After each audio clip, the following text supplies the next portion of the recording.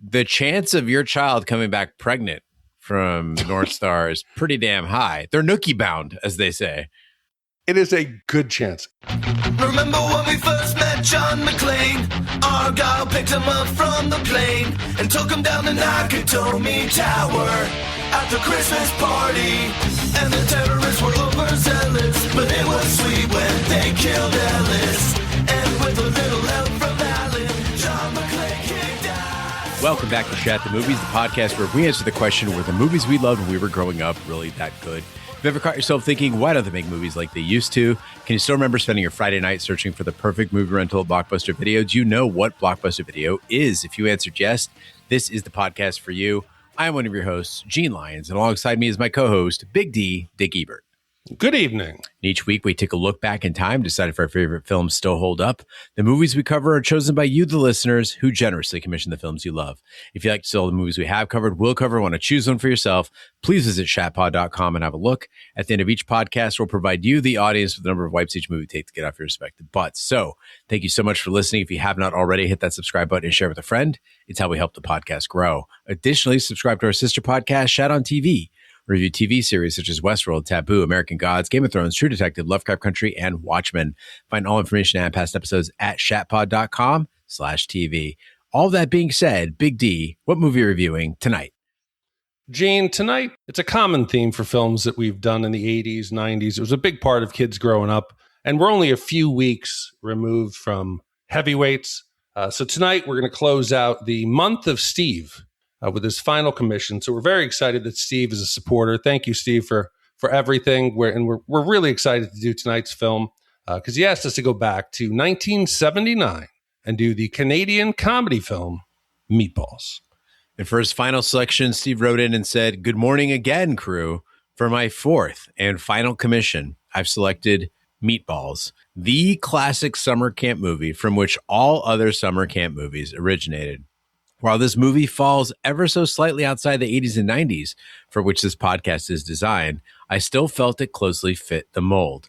As a kid in the 80s and 90s, before the era of TiVo, if you wanted to watch a movie at home, your choices were the movie store, catching it on UHF, VHF, or cable at its aired time via TV Guide or the local newspaper, or from a recorded VHS. Fortunately for me, my parents at some point mastered the lost art of VCR programming. Between 1988 and 1993, my folks would check the schedule for the week and set the VCR to record hours upon hours of movies and events. I was the lucky recipient of a VHS library that would make some commercial video stores envious. One of the movies that I watched time and again as a kid was Meatballs, and Meatballs 2, but nobody should watch that one. The story made me long for a lakeside summer camp that I knew I'd never experience, and the adventures and follies that went along with it. The movie is an entertaining watch that follows the often repeated story of two rival camps, one rich and one poor, which culminates in a competition between the two. Bill Murray is young and in his prime in the movie, and although insufferable at times, still a joy to watch. Toward the end, he turns into a bit gag-a-second character, but for the majority of the movie, he's a solid central piece. On rewatch with my wife just before writing this, her comment immediately following was that it was completely offensive to women, but still a good movie and entertaining. I'd agree with that assessment, and you'll find certain scenes don't meet today's norms. I'd expect this, though, with a movie quickly approaching 50 years old. Anyway, thanks again for reviewing this and all the other classics, and I look forward to your takes on this one. All the best, Steve. P.S. Don't think you were a little harsh on Crawl. It was a pretty enthralling story." Well, I mean, Krull, at least, the Fire Mares, they've made it onto the patch, Gene. The 500 film patch. I'm glad you spotted that. Yeah, so we would never question Krull if it was such an integral part of our history. But, Stephen, I feel for your parents. I know what it was like, and you just triggered it in my head to build up a physical library of media. I remember when Netflix first started sending out multiple discs, and I had DivX. DivX was this program that could unlock a DVD file and compress it onto, at first it was like an audio, like the 700 meg, I think, CDs, and then it would do it into the DVDs. I ripped through and I thought, hey, I'm going to build a library for the future. I probably burned no less than 400 movies And by the time I had started to finish, other new programs came out that made mine look like dog shit. You know, you couldn't play mine on a CRT and have it look like reasonable. So I eventually took my 400 to 500 movies and shipped them off to the guys in the Gulf. You could send them off. So they ended up somewhere in some base in the Middle East that I hope my DVDs or my RIP DVDs are floating around some camp and somebody's getting the use out of them. Big D, as we're recording this podcast in early July of 2026, Microsoft has laid off, I think, 3,000 of people in the Xbox division. And Sony has announced that they won't be releasing PlayStation games on discs anymore. It'll be digital downloads only.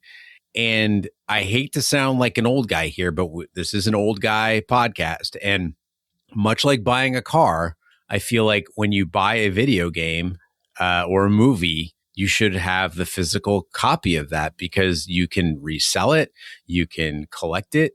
Heaven forbid if Meatballs, you don't own it on VHS or didn't record it off a TV, and suddenly, we've seen this with lots of movies that we've covered, it's just not offered streaming anywhere and it ceases to exist. And I think this is a terrible trend. And I encourage all of you out there who are listening to just not buy. Just refuse, and they'll have to bring the discs back again because it's not like they're giving you a price cut. It's the same price. You just get no disc. It's ridiculous.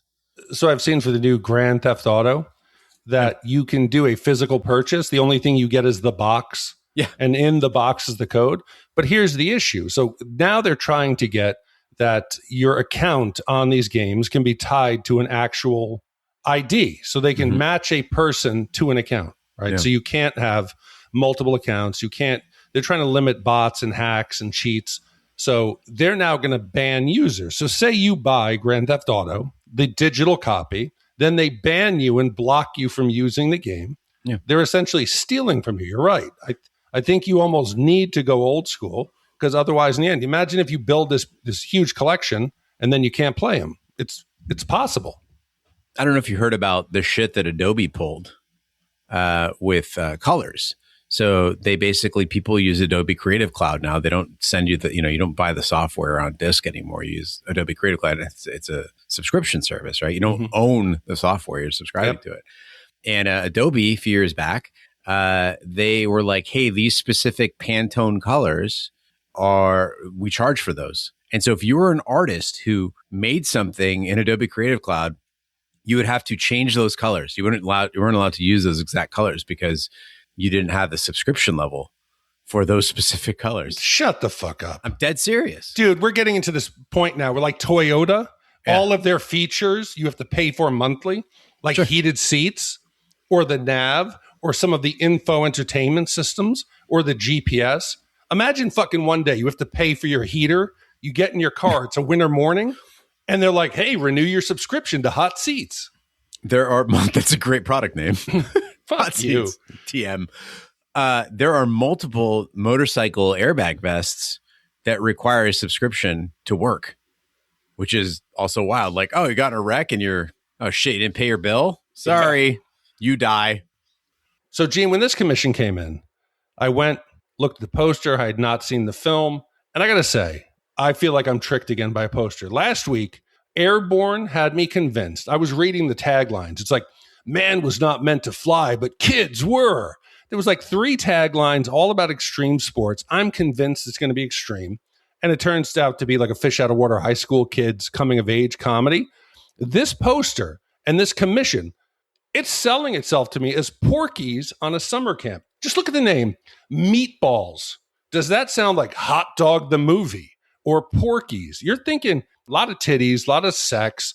And instead, I'm getting like a loose collection of camp skits and surprisingly sentimental soundtracks. And I'm like, what the hell is going on? I'm looking at the poster, and Gene, I included it here in the notes. For people who haven't seen it, it is a drawing of Bill Murray with a six-pack.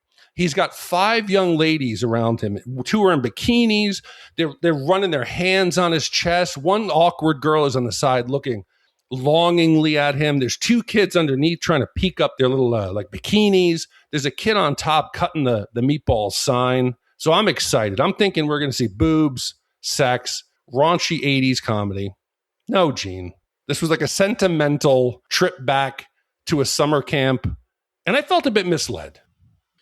Big D, I mentioned on the Quest episode that I had learned 4 lessons on this podcast. 1, Arnold Schwarzenegger is always in on the joke. He's smarter than everybody else in the room. 2, Jean-Claude Van Damme has an artist inside of him struggling to get out. I would say 3, that the Back to the Future trilogy is near perfect. And perhaps the 4th lesson here is that we need to pay attention to the director, not the cover art. And that's especially applicable in the 70s, because with this cover art and that summer camp thing of Meatballs, I was right there with you. I thought this was going to be something between Porky's and like a little bit of Caddyshack because of the Bill Murray, some sort of a crossover. But Meatballs, knowing that it's an Ivan Reitman film, it has his fingerprints all over it. And although it's not nearly as refined as his later work, I spent 2 hours based on this poster looking for a boob. And instead, I found an unexpectedly heartwarming tale. And it has to be intentional. Why would you name this movie Meatballs? I know we get the song at the end where they're singing about, hey, we're the Meatballs, but it makes no sense unless you're trying to trick people into believing this has to do with, when you think meatballs, what do you think? Testicles, right? Balls, like hot dog is the wiener. You don't think that? No, yeah, absolutely. I think about the horny boys that paid, looked at the poster, thought, I want to see balls. Spank. No, but Hot Dog the movie, it's a wiener, but what do you get with wiener? You get boobs, you get a lot of girls acting frisky and dirty and doing it. I don't think you're wrong on this. I mean, to support your theory, right? They asked Ivan Reitman, what's the title all about? And he's like, I don't know. It just kind of came to us, right? They originally were going to call it Summer Camp, and then they went with Meatballs. And when the director says no particular reason, it's because it's balls. Right. Yeah. You should have named Heavyweights Meatballs. Right? Heroes. It should have been Heroes. No, Heavyweights. Okay. It's a good title for a bad movie. Right. Heroes, because they're fat kids eating heroes. Yeah. Okay. So, yes, here, maybe it's a Canadian thing. I don't know, but I felt misled. Well, Meatballs is a 1979 Canadian comedy noted for Bill Murray's first film appearance in a starring role and for launching the directing career of Ivan Reitman, whose later comedies include Stripes in 1981 and Ghostbusters in 1984, both starring Bill Murray. Meatballs was a surprise hit, becoming the first Canadian film to gross more than $2.5 million in Canada and the highest grossing Canadian film in the United States, with a box office of $43 million in the U.S. and Canada. This makes complete sense. The fucking Canadians must have ate this film up. This is right up the Canadians' alley. This is like Meatballs. This is risque enough. The Canadians were probably like, woo. Woo! This was. Should I take the kids to see this? I don't know. Let's hit the trailer. You saw what he did to Saturday Night. Now watch Bill Murray demolish Summer.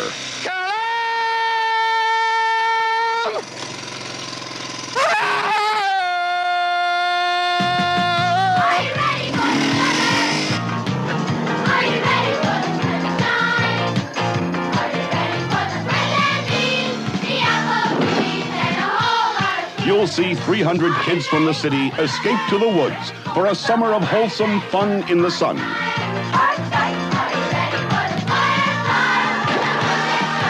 I'm the program director, Jerry Aldini. Is that a bra you're wearing, or are you expecting an assassination attempt? And I have what doctors call very active glands. Tripper, is there something seriously wrong with you? You'll meet a head counselor who knows the facts of life, but forgot them. Your time is Star Crusher! What the hell's going on here? So this year, each camper will stalk and kill his own bear in our private wildlife preserve. These are the camp rules. Maury would like you all to take a look at these. I'll be in here if you want to check these out a little bit later. How's the leg? Okay. Yeah, for now. But if you don't win, we cut it off. But more important than the score of this game is to score at the big social at our place tonight.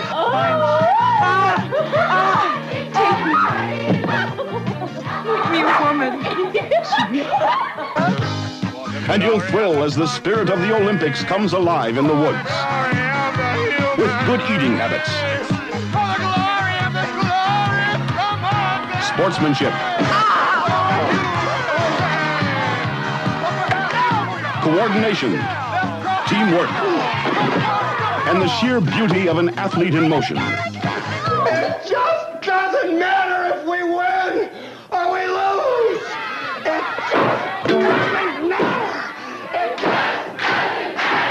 just doesn't matter. It just doesn't matter. It just doesn't matter. It just doesn't matter.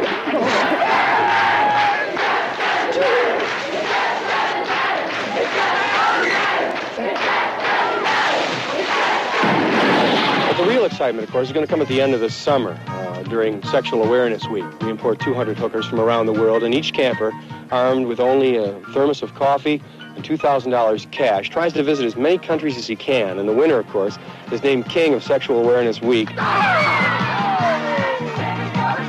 You'll be cheering for Bill Murray this summer in Meatballs. Tripper Harrison leads a group of new counselors in training at Camp North Star, a cut-rate summer camp in Ontario, and leads practical jokes on camp director Morty Melnick. So Meatballs, it opens with a series of gags that might have felt daring in 1979, but in 2026, they just feel tired. It's Bill Murray making silly announcements, glass breaking, people falling off of ladders, blah, blah, blah, blah, blah. It's like an extended Mentos commercial. And like you said, Big D, this really helped me understand why Canadian comedy has never quite thrived in the United States. And I'm not talking about Canadian TV shows or Canadian actors, but if this is what their idea of a motion picture comedy was, I get why they didn't make a lot of them. But I don't think there's a plot. It's a bunch of like camp moments that they stitch together. So 1 minute you've got, killer bees. And there's like the students are running away as they're trying to line the baseball field, or, Spaz, one of the characters, of course, he's spastic. He's got glasses, and Spaz is trying to play tennis, and he's launching the racket, and the kids are on the dock, and there's hijinks, and random counselors are going on adventure. But nothing builds towards anything. It's just jumping from memory to memory to memory. And it honestly feels less like a movie and more like friends sitting around and talking about, hey, did I tell you about that time at summer camp? And normally at this point in the movie, I can figure out who the main character is. It's obvious. Who is the story following? Who are we rooting for? Here, I have no idea. Trip, who is Bill Murray, he gets a lot of screen time. So I'm thinking, okay, we're going to be following the counselor. We're going to see his growth. But it's not. You get Rudy, who feels like he's the awkward kid. He comes from some kind of damage. Some emotional thing has happened to this kid. So Rudy is going to be the character who's going to find the inner strength, right? He's going to be the emotional center. Then the other counselors, all these different campers are floating around, different age groups. But who is the antagonist? We don't know. Is it Camp Mohawk? Is it the head? Is it Morty? Is it the grown-ups? Is it going to be the parents? The movie doesn't give us the traditional hero versus villain setup. We go back to heavyweights. You had Ben Stiller, who's going to own the camp. You have the parents. You have the parents putting pressure on the kids to lose weight, them trying to find their inner strength. Here, other than it's a bunch of kids spending their time at this low-budget camp doing funny scenes, there's no obstacle, there's no growth, there's no memory, there's no shared motivation for them to do. Am I asking too much, Gene, to find a protagonist and antagonist in Meatballs that would answer where the film is going? I mean, I get what you're saying as far as these things would help you understand where the film is going, but I think this is like the third time in recent history that you've complained a movie didn't follow a traditional structure. And I'm sure, just on behalf of the listeners out there, there's a lot of them probably going, so what? Like, not every movie has to be the same. It doesn't have to be paint by numbers. Does a movie need to have a hero or a villain? Are you saying, to be clear, that this hurts the movie not having a clear hero and not having a clear bad guy? I want to be invested. I want to care about someone. There's nobody in here I care about. There's nobody who I'm pulling for. There's no challenge. I don't need a traditional format, but I want to be able to say, okay, I see myself in that kid. I see what's happened here. I can relate this to my life. I don't know who I'm pulling for because they have like 30 kids and counselors. They don't develop anyone enough that I get to know them, that I get to care about them, to see the challenges. This is a screensaver of a film, and that's fine.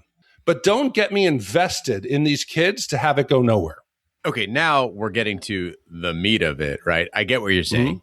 there are, like you said, like a dozen of these counselors in training, white kids with like big curly hair. They are all like white kids with big curly hair. It's kind of skinny, right? And I know their names because we do a podcast. But if I was just watching this movie, I wouldn't know who was who. I wouldn't know AL from Candace, right? I wouldn't know see, I'm already forgetting. Like, I remember Hardware and Spaz. Those guys are pretty obvious, and then the chonky one, right? But the point, but you're right. And so, see, they're all different. But your point is right, which is like, what's the point of having these characters if they don't do anything? They're just there to service gags that were written into the script. And that I think is a valid criticism. I don't need a hero. I don't need a villain, but I need to know enough about these characters to understand what's going on. And absent that, right? Absent them being strong characters, like here's a criticism: Heavyweights, a children's movie, right? Yeah. I felt more aware of the motivations, feelings, and characters of those kids than I did about anybody in Meatballs, right? And so if you're not going to have a clear villain, if you're not going to have a clear hero, if you're not going to have developed characters, if you're not going to have distinct characters, then you at least need to have some sort of a story that's easy to follow. So we go, okay, I don't give a shit about all the other stuff. I'm just watching a story, right? But that's not there either. No, this feels like it's an episodic TV show. Yeah. Each week we get to see the hijinks that the campers go through, but in the end, they don't all tie together. There's no progression. There's nothing. And again, what did I expect? This could have all been solved, Gene, with a couple topless shots, some gratuitous sex scenes, and some adult R-rated humor. Well, Rudy Gerner, whose mother died about a year earlier, here we go, is sent to camp by his workaholic father. Love it. But decides to run away. Fuck yes. Tripper tracks him to a nearby bus station and takes him under his wing. As Tripper attempts to woo Roxanne, the girl's head counselor, many of the CITs also find romance. Candace kidnaps Crockett in a speedboat and confesses her feelings for him, while Wheels, who had broken up with AL the year before, successfully rekindles their relationship during a dance, and the nerdy Spaz falls for tomboy Jackie. Well, Big D, I really hope nobody listened to me read the plot point and then just shut off the podcast because they're disgusted with me. To clarify, Gene Lyon speaking here, Tripper, Bill Murray, is not wooing Roxanne. Okay, I imagine wooing, like, I don't know, flowers, a poem, take her out to dinner, okay? Tripper is sexually assaulting Roxanne. Please tell me if you saw it differently. He didn't sexually assault. He was aggressive, far more than Rocky, locking Adrian in his apartment and being like, I'm nervous too. Come here. I want to kiss you. But he didn't sexually assault her. But yes, she is screaming, let me out of this. I agree. She wants to leave. Let me paint a picture here, dear listeners. Okay. What I witnessed was a man, waiting until an authority figure, Morty, left the room. Okay. So he waits specifically until Morty is gone. Then hold on. He tells Morty to leave. He basically he essentially gets Morty out of the room. Then he starts chasing Roxanne around the cabin. Yeah. He physically puts himself on her, and she is repeatedly saying, no, don't touch me. And it might sound like Gene the Pussy's woke show here, but I think about the fact that this is a PG movie. Okay. That's why there's no titties. Right. It's a PG movie. And I think about the lesson that this taught millions of teen boys who think Bill Murray is cool, right? You're watching Tripper. He's kind of like a hero to these kids. And you're like, oh, it's okay to tell the adult to leave the room and then chase a woman around, even though she's saying no, and then get on top of her. That's okay. Gene, I feel sometimes like I've gone through therapy, or I'm a drug addict who's gone to some form of clinic, right, that tries to get me clean. Because I look back and I think, I consider myself a smart guy usually. I understand the world, but a lot of times I would be like, Gene, come on, you're so fucking woke. It's just fun. He's trying to chase her around the room. He's trying to, what's a guy supposed to do, Gene? Does no really mean no, right? But now, after fucking 10 years of getting, I'm like a rock and you're like the ocean, just pounding me over fucking years. Hell yeah, girl. And I'm now just like worn down to like this smooth bland stone that sees what you're saying. This is a completely different time.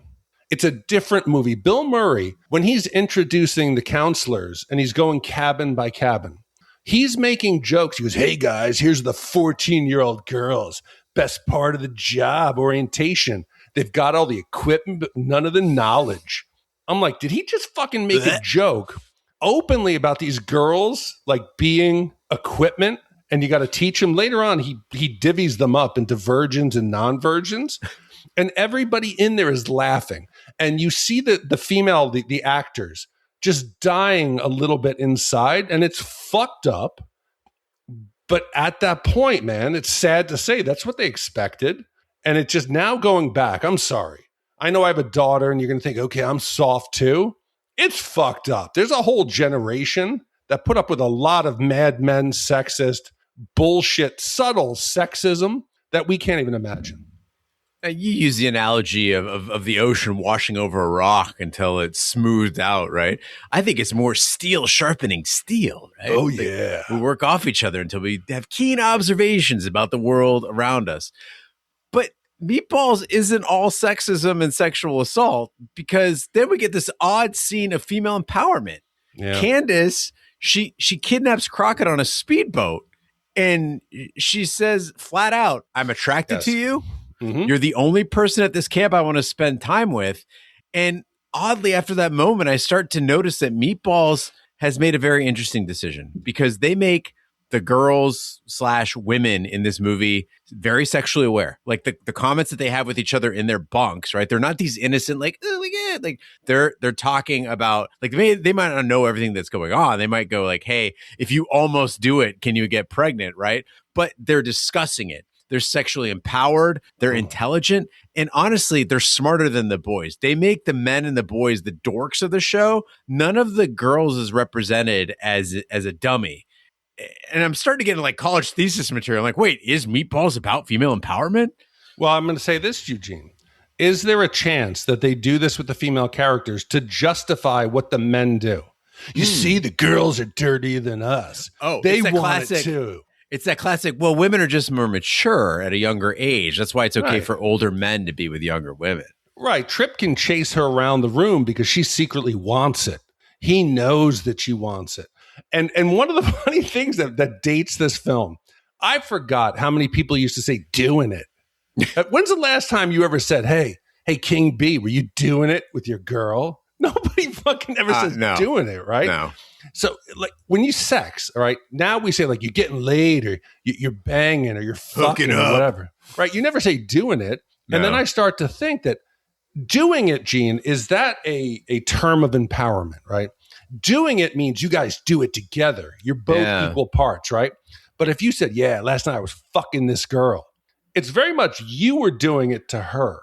Well, right? I think the equivalent, though, is if you're like, we were fucking or I was fucking her, you can do the same thing. I was doing it to her. No, but it's what Bill Murray was doing. Okay, so you'd say we were fucking. So maybe just we were fucking is doing it. Yeah, but fucking is doing it. Saying, the girls are like, were you doing it? No, I didn't do it. We should do it. Yeah, let's do it. Nobody says anything else. And it seems so innocent. It's interesting that laid, though, that one doesn't work in that formula. So we were doing it. Mm-hmm. I did her. Okay. We were fucking. I fucked her. I got laid. We laid? Would a girl say I got fucked, or would she say I fucked him? Do men and women both say they did the fucking? It depends on the position. Yeah. So I got fucked. Yeah, but like I've heard I've had women friends tell me like, oh yeah, I got fucked last night. Or if she was aggressive, she could say I fucked the shit out of him. I fucked the shit out of this guy. Yeah. Oh, okay. But it's funny that we're talking about this in the movie. If we go back and read your description there. Yeah. Rudy Gerner, whose mother died a year earlier and was sent to camp by his workaholic father, right? And this leads into... He's not doing it. I can't figure out the soundtrack. It's schizophrenic. It's two different movies, two different mindsets. You have hijinks and sex and doing it. No, you could get pregnant. And then you have this one traumatized kid whose mother's dad's overworked. And then you get the movie playing this music. most comedies in camp, you're getting like rock. We get a little like some disco or some fucking music from the 70s that was upbeat. Meatballs keeps dropping these like slow, sentimental ballads. This song comes on and it goes from Porky's at camp to watching Ordinary People. It is like Bill Murray out with Rudy, and this song comes on. It's called Good Friends, and it starts playing, and it is so emotional and over the top, and Tripp is taking Rudy, this damaged kid, on a walk, and I'm thinking, is that the Carpenters? And it's this weird tonal change. And for people who are going to say, oh, you don't understand. Imagine in a movie, Gene, where we just saw guys trying to get laid, trying to get into girls' pants, and then this fucking song comes on, and I don't care if we get a copyright strike. If you let me, I could be your good friend. This is straight after a scene of girls talking about getting laid, and Bill Murray is walking, holding Rudy. What is this? This is the exit in Kramer versus Kramer. That is like an emotional ballad of a journey, not a sex romp in a 70s camp movie. I don't know if that bass is coming clear for all the listeners after we process this for the podcast, but that was a groove. It's a fucking Boom, banger. boom, boom. We belong Yeah. together. I've been doing this podcast with you for a long time, and I thought I knew you, Big D, because as I'm watching this movie, I'm like, oh, Big D, we're going to turn on the mics to record for this, and he's just going to come out belting out, "Are you ready for the summer?" in like a kid voice. No? No. The CIT song? The CIT song. It's okay. catchy. It was catchy. It was catchy and it was fun. But that was drowned out by this song, Gene. There's not just one banger like that. There's 4 or 5 emotional ballads that belong on, again, the most Silkwood, like these Kramer versus Kramer, these emotionally draining films that you would not expect it to be in a movie about a 70s camp where kids are out having hijinks, trying to get laid and sticking the damn camp owner, Morty, out in the fucking middle of a lake in his bed. Last episode, we talked about like legendary movies that we've never covered. Silkwood, guys. It's come up more than once on the podcast now. I'm fucking telling you. Well, a subplot deals with North Star's rivalry with Camp Mohawk, a wealthy summer camp located across the lake. During a basketball game, North Star is being beaten by Mohawk, so they pull down the Mohawk players' shorts and escape. This sets the stage for the yearly Olympiad between the camps, which Mohawk has won 12 consecutive times. So we're a little further into the movie. We've heard of Camp Mohawk, and now we suddenly hear from Rudy that, oh, Olympiad's tomorrow. It's a 2-day event. I'm like, wait, what Olympiad? We've barely heard about it. Nobody's been training. Nobody's talked about it. We get this growing rivalry between North Star and Mohawk. And suddenly, oh yeah, tomorrow, biggest events of the summer. I have no idea why they didn't build up to it the entire movie. Even Heavyweights did it. We heard about it. We figured out, hey, which kid was going to use his secret talent to help lead them, North Star, to their first victory in 12 years. Instead, the movie spends all their time on random skits, the counselors sneaking off to romantic overnight boat rides. Then at the last minute, you dump this camp event. Where's the climax? Even Revenge of the Nerds. We knew that the Greek week was coming. It almost felt like these bunch of funny camp sketches happened. And they said, oh shit, we got to come up with a way to tie this together. What should we do? Oh, let's do a 3-legged race. Let's play softball. Let's do a cup and saucer race. It seems like it was added in. They should have built up the whole movie. I love you, and I just don't take this as a correction on the air, but they do mention the Olympiad in the first meeting that Morty has with the counselors. It's like the first thing they talk about. Like it's like five minutes into the movie. So you think we should have known what it was? Don't we want to build up to it? Oh, like what they're practicing for it or something? No. Just like you figure out, okay, hey, one of the events is going to be, like, just like in Heavyweights. You have the British kid who's going to do, you figure he's a smart kid. You build up to what kid will match the events, right? I wanted to know, hey, guess what? We're not going to lose that relay race. Hey, that hot dog eating contest. Let me know, because Camp Mohawk, it seems fucking awesome. Nobody's mean. They're just a better basketball team. The facilities are nicer. Everybody's put together. The counselors actually seem to be competent and care. They're playing basketball. They look athletic. One of the guys looks like he's like 35, but the rest of them, right? But meanwhile, North Star, I wouldn't send my daughter there. Would you send Z to Camp North Star? It basically looks like a camp put together with duct tape and Bill Murray sarcasm. No. Yeah, no, absolutely not. I mean, we talked about heavyweights where like the blob was dangerous to the go-karts or whatever. The chance of your child coming back pregnant from North Star is pretty damn high. They're nookie bound, as they say. It is a good chance. Forget pregnant, raped, sexually assaulted. Yeah. Is more like as soon as Morty's out of there, that's exactly what happens. I mean, here's the thing. Other than the mess hall, I don't think I saw any degree of supervision at any point anywhere at North Star. It's a madhouse. Maybe that's why all the counselors are counselors in training, because they never actually become full-fledged counselors because they don't know what the fuck they're doing. Where would you send your daughter? Mohawk? Yeah, Mohawk seems fine to me. Okay, where would she's you gonna rather be? go? She's gonna be around some snooty people. Oh, I'd go to fucking North Star all day long. Here's what I don't get. Mohawk, they're clearly like privileged and more athletic and more talented in general, right? Why are they cheating? They're cheating like all over the place, you know? They're popping people's flotation devices. You don't have to cheat. You've won the last 12 fucking years and you're really good at, and you look at North Star and they're not like particularly, their basketball team sucks. Why the cheating? I just think they got a bad rep. I think Camp Mohawk, it's a solid, reputable. They got better colors. Right. And you're telling me if we spent a couple days at Mohawk, that the girls wouldn't have been hotter. I don't know, dude. Fucking North Star had some smoke shows.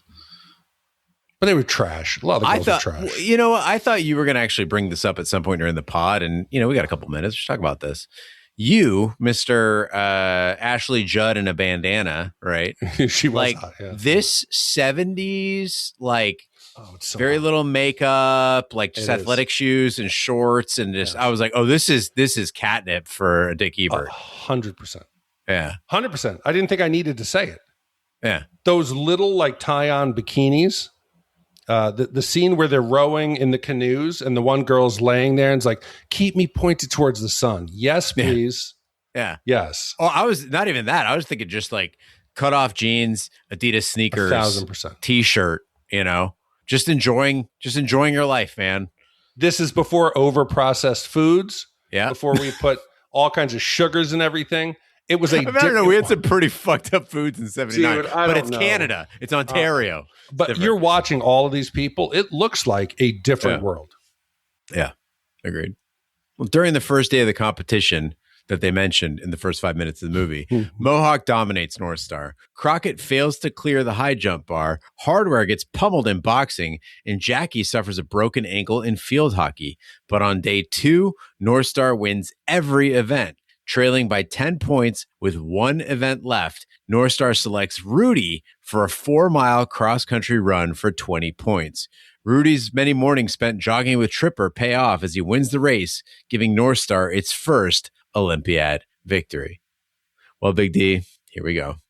At the risk of once again being labeled a Disney dad, I have to admit that the most gratifying part of Meatballs, perhaps the only part I enjoyed, was this squishy ass story of Rudy winning the 4-mile race, which is incorrectly labeled in this movie as a marathon. A marathon is not 4 miles. Rudy, he's an incredibly cute kid. This kid is adorable. Yeah. He seems genuinely sad. Like he is a mopey little fucker. Right. And he seems so vulnerable and so fragile throughout this movie. And to see his little grin when he's just running his little ass off, it just felt good. And it reminded me of, did you ever see Cypher in the Snow? No, what's this? Okay, Cypher in the Snow was a movie made by Brigham Young University's like film department. Oh, you know it's got to be good. Yeah, and it's about this boy. True story. This boy, one day in the winter, he's on the bus and the bus pulls over. He steps out in the snow and he just dies. And what? Yeah, and they're like, "Who was he?" No one knows. He's a cipher, like a zero. He's a cipher in the snow. And so the teacher. His teacher, who hardly knew him, is asked to write like his eulogy. And she's like, I don't even like know this kid or whatever. And so it's kind of the story of like finding out about this boy. But basically, he died because nobody noticed him, and he was so sad that his heart just stopped. And he was the cipher in the snow. That's what Rudy could have become if Tripper hadn't stepped in. Okay, it's way too fucking snooty. I'm going to go back to the everyman here. Okay. This kid who plays Rudy, his name is Chris Makepeace. And I remember him as Clifford in My Bodyguard. Plays the exact type of kid. He is this damaged, you can tell he's kind of an outcast. Something's happened to him. He enrolls in a new school, and he's harassed by a bully who puts Buddy Revell to shame. It's Matt Dillon, who plays this character Moody, who beats the living shit out of this kid. And it is Rudy. And Rudy is so frightened that he has to go and bribe this other larger kid in class to protect him. And it's all about this kid being traumatized, chased around school. So when I see Rudy, in my head already, I know this actor. I can picture him being brutalized and being seriously traumatized in school. So I immediately feel for him. And you're right. He's in a different movie. It's as if the scenes with him and Trip and Bill Murray could be a different film. The tone is different. The music's different. So yes, I am sympathetic to this kid right away. And I was cheering for him to win, even though I don't think he beats that much older, more seasoned runner. But yeah, this kid was good. I put up a poll after we did Digstown asking the listeners who they thought was the best fighter on the Digstown podcast. And the options were Louis Gossett Jr., you, me, and the guy that plays Vigo. And surprisingly, when it first started out, most people said you, Dick Ebert. And I don't think people are aware, even though we mentioned on the podcast, that Vigo, like that actor who plays Make 'em Diggs in Digstown, was an actual boxer. Like he was a professional fighter. Well, I think the question can be parsed differently. Yeah. The character or the actor? No, well, you and I are not characters. Right. But I could fight the character because he's brain damaged in a wheelchair. Right. So I'll beat the fuck out of him. Yeah. I'll also beat the fuck out of old man. who's dead? Louis Gossett Jr. Oh, no, the character, though. I would 48-year-old Honey Roy Palmer. Yes. Right. Okay. So now the actual actor who was a boxer, no, he'd be able to hold me off unless I caught like a lucky punch. Yeah. But thank you, anyway, people. I think it ended up being me. So good job, people. I think. Let's go back and check. Anyway. Boxing, you could. I mean, if we grapple, I think I'll just try to get on top of you and use my greatest weapon is my pendulous testicles. Balls. Oh, they intimidated you. You saw them coming. It's almost like they hypnotically distract you, and then you just forget all your technique. What's past the guard? What is jujitsu? You have no idea. With my balls on your back. Mexican ground karate.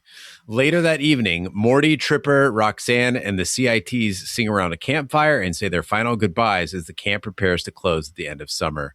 Rudy has already decided to return to camp next year, and Roxanne agrees to live with Tripper. The two ride off on Tripper's motorcycle, leading the buses out of the camp and leaving Morty behind in bed on a raft in the middle of the lake. So I tried hard in watching this not to repeat Heavyweights, because in Heavyweights, I focus a lot on Ben Stiller. Was Ben Stiller a Nepo baby? Was Ben Stiller overrated? About all of his performances being similar. And it was the first time that you and I were like, hey, I don't know. Do we overestimate Ben Stiller's ability as an actor? And I got a weird sense of deja vu as this movie kept going on. I'm thinking Heavyweights. I'm thinking Ben Stiller. I'm thinking this whole thing. I'm reevaluating Bill Murray's career because this character of Trip, it's every Bill Murray character. It's Stripes, it's Ghostbusters, it's Caddyshack, it's Groundhog's Day.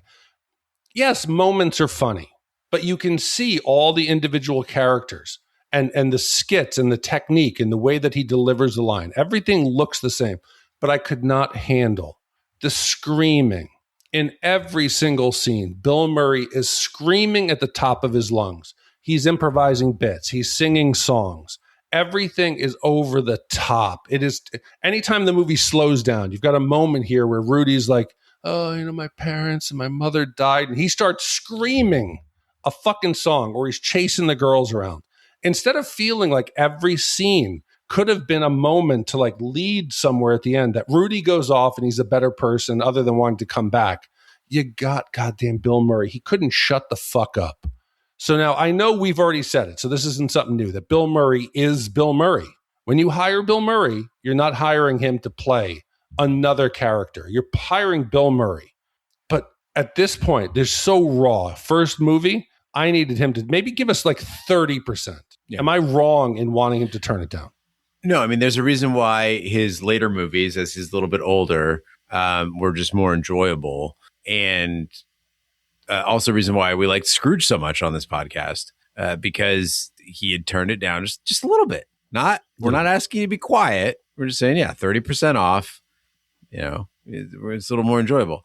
And this is hailed as Bill Murray's breakout role, right? It's like what gave him the recognition. It was his first big role. And not only that, but it's not that the Meatballs carried Bill Murray to stardom, but rather that his performance, specifically this freewheeling performance, is what made Meatballs work. And I don't see this performance making this movie great. I mean, it's not a great movie to begin with, but also this performance doesn't make it any better. When he pulls up on his motorcycle, and I think, Steve alluded to this, end of the movie, it's just like a weird uncle trying to impress the kids. He's just yelling and just overdoing it. And sometimes I wonder if it's like, the star athlete, the Christian Pulisic, trying to kind of shoulder the whole team, right? Like carry the whole thing on his back. Maybe Bill Murray looks at the script, looks at what's going on, and he's like, shit, man, I got to give it everything to carry this movie over the line. Sometimes there is that pressure. I got to ask myself, would Meatballs be a better movie if he toned it down? 100%. Okay. It's an emotional roller coaster. Yeah. It's back and forth. You can't, it's like he's acting in a different film. You're absolutely right, though, because actually, now that I think about it, in the times where he did tone it down, it's when he was talking. It was great. Rudy. And also, like, there's the one part where he talked about the King of Sexual Awareness Week. Yeah. And it's just clever, and he's not yelling about it, right? But he's just talking to the reporter, and he's like, oh, yeah, we do King of Sexual Awareness Week. We give every kid like $2,000. We bring in hookers from all around the world. Like, yes. That was really funny. Fantastic. Can't believe it was in a PG movie. Really, really funny. And he didn't have to scream to make it work.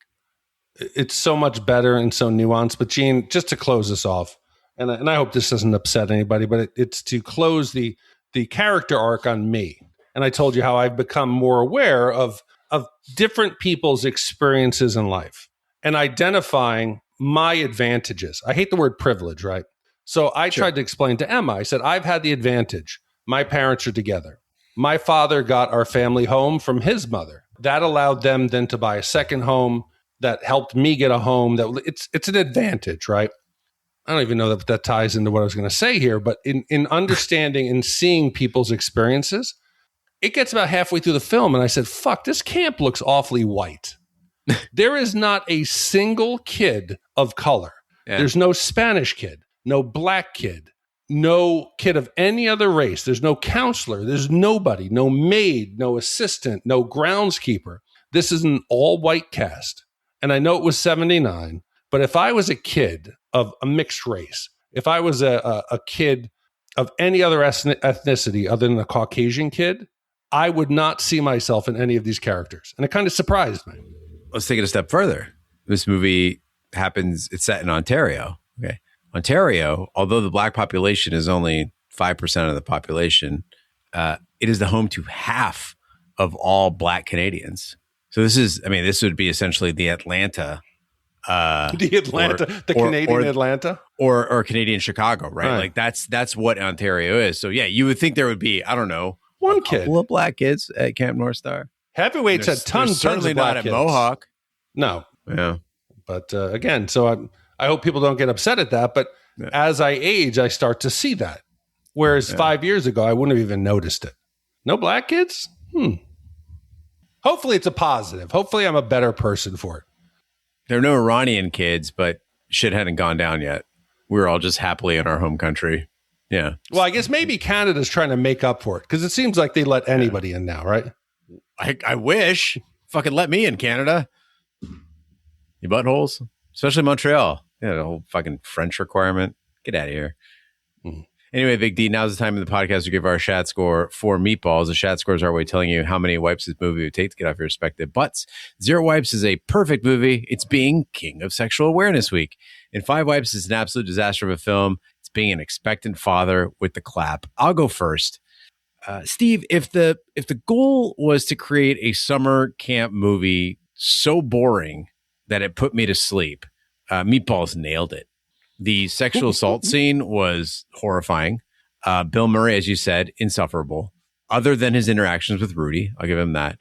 And I just don't see what all the buzz is about. I get that this is the prototypical summer camp movie, but just because something was the first to do it doesn't mean it's the best to do it or even particularly good.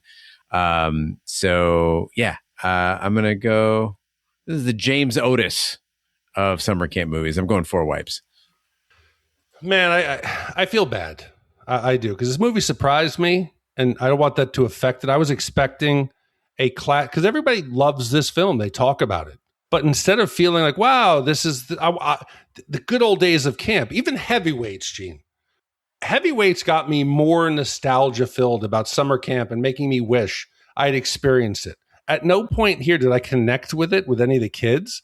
The memories of the movie, it's not a story. It's nothing. It is a collection of these little moments.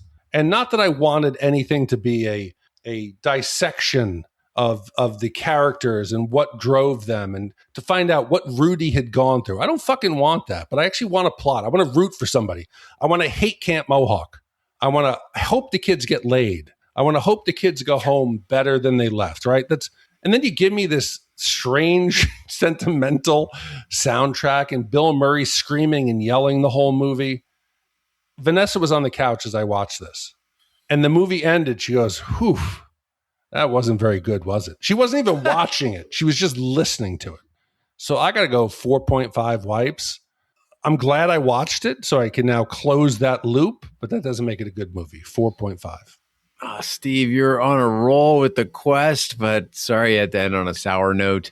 With 4.5 wipes from Big D and 4 wipes from me, that gives us an average wipe score of 4.25 wipes for 1979's Meatballs.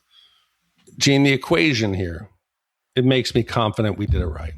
This now ties us in 450 with one film. Who's Harry Crumb? Yes. I enjoyed 100%. that more. Yes. Slightly inappropriate Canadian comic. Right? Yeah.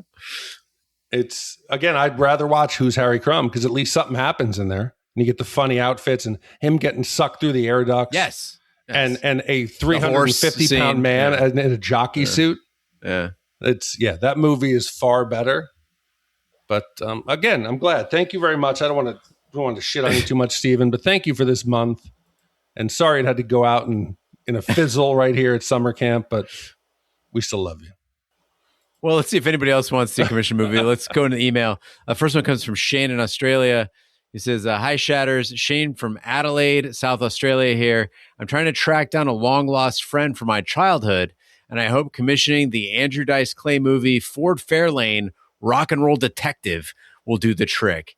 If you'd like to help me out, please let me know. Love your work, Shane. 100%. I saw this. 100%. I saw this in the theater. I remember it. You got to. He was, for people who don't remember Andrew Dice Clay or weren't around for Andrew Dice Clay, I think it was the first time that I saw my own family like shocked by a comedian. Like they were like, did you? Oh, he said what? Oh, and as a kid, like you got to know. Then you have to. So I got my hands on Ford Fairlane, and I thought it was amazing at the time. I don't know if I still will as an adult. Shane, it's a great idea, without a doubt.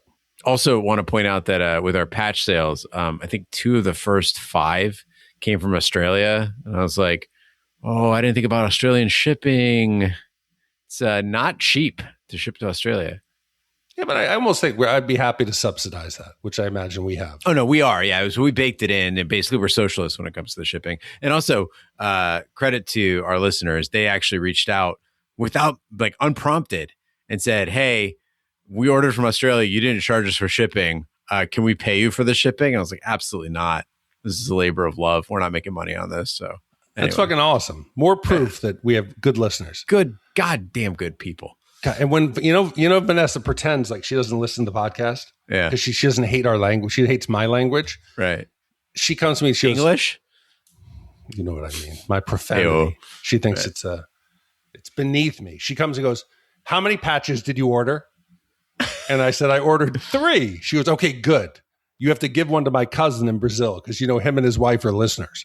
I was like, don't worry. I got a couple. So, yeah, high demand. I think these become collector's items as we go forward, and it's great to see. I just can't imagine our patches walking around the corners of the world after 10 years. This is like a dream. I'm just waiting for all the people with tactical backpacks and fanny packs to slap them on there. It'll be like, come and take it. And these colors don't run. And also Shat the Movies. Oath Keepers. And episode 500. Well, Shane, thanks for your email. Next up, we have one from Molly Joe.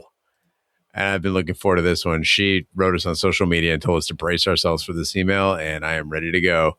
It's my first time reading it. It was off to a great start. Hey, Shay crew.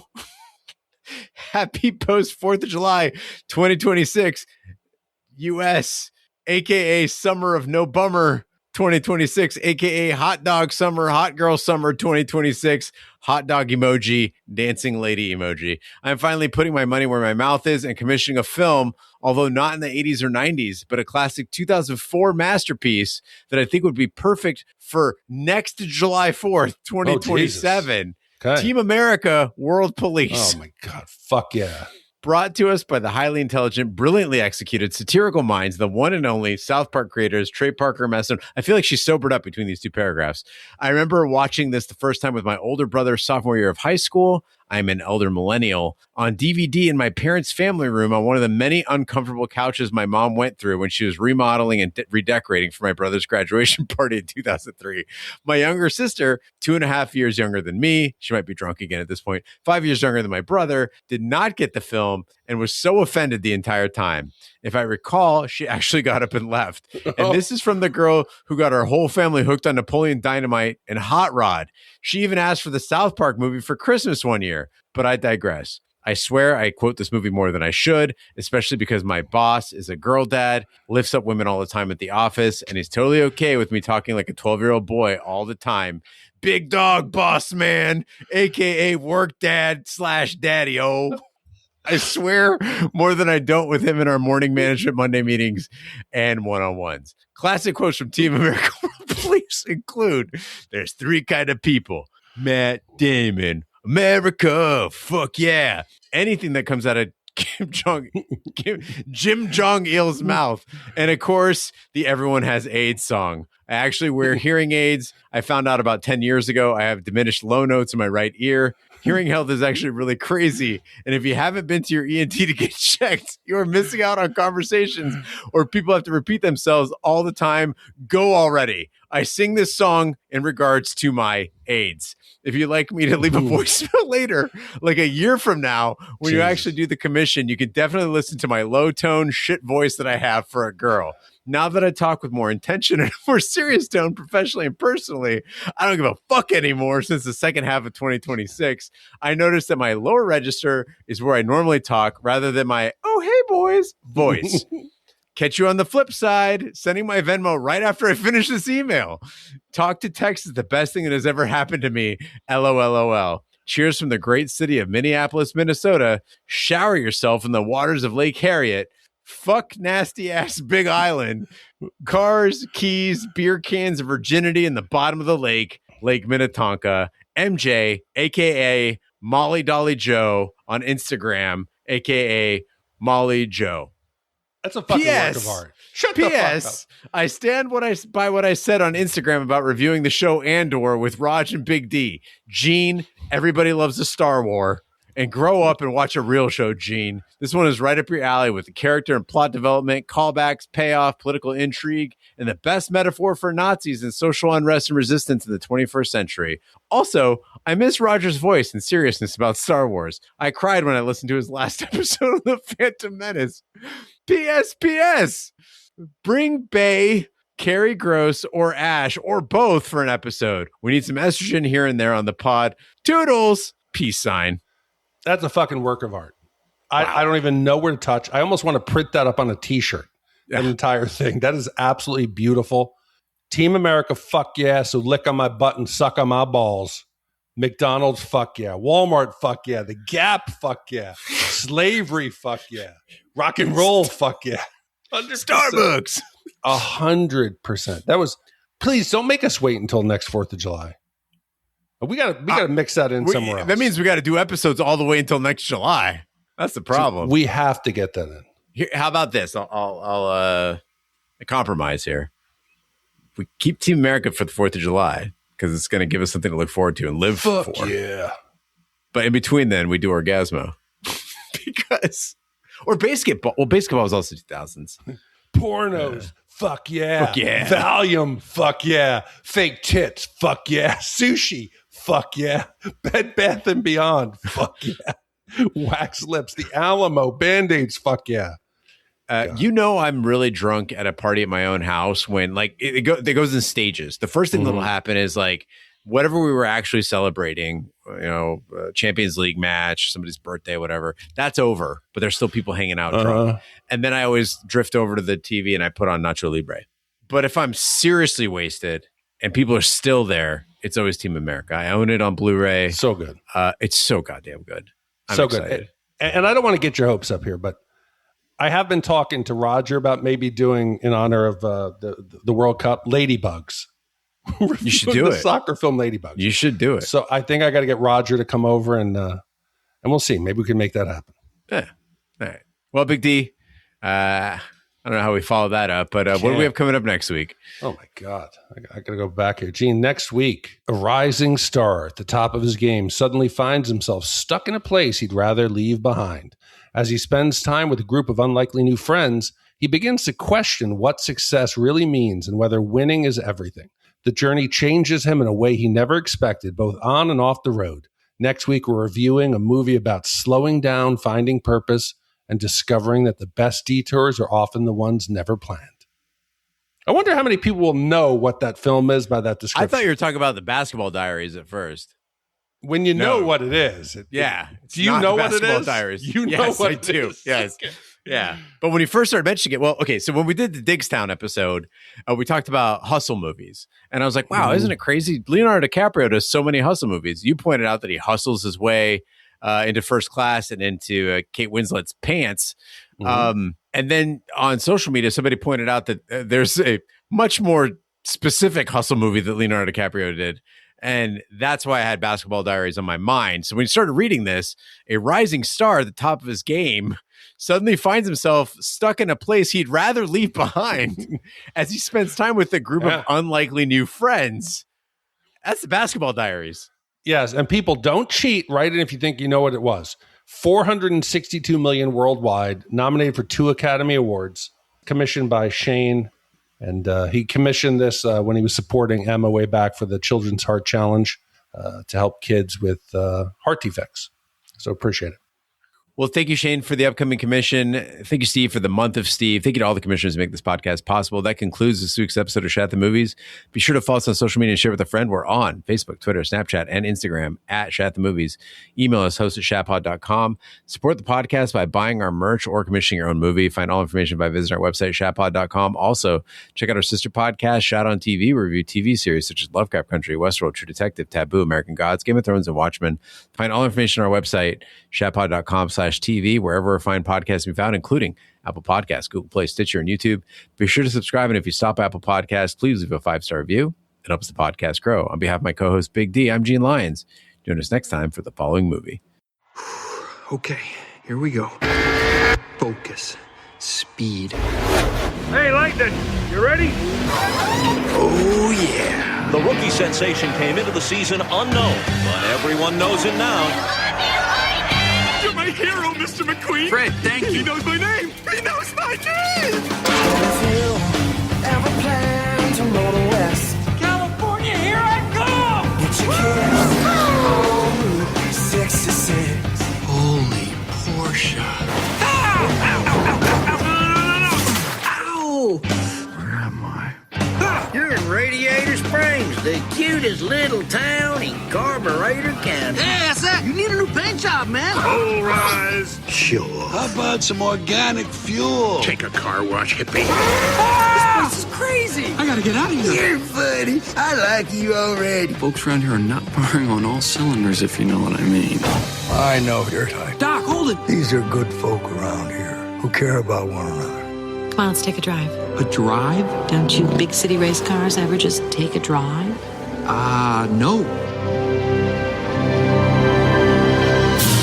Look at that. Look, and they're driving right by. They don't even know what they're missing.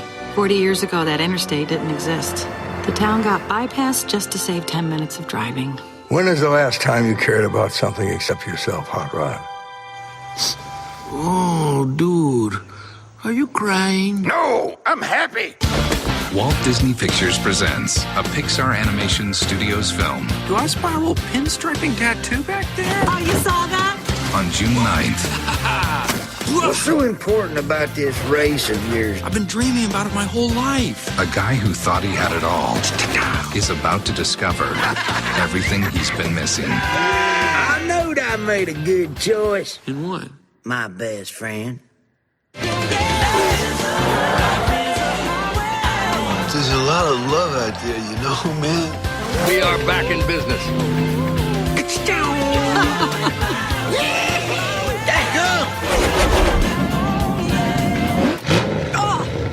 Did I scare you? Well, a little bit, but I'll be all right.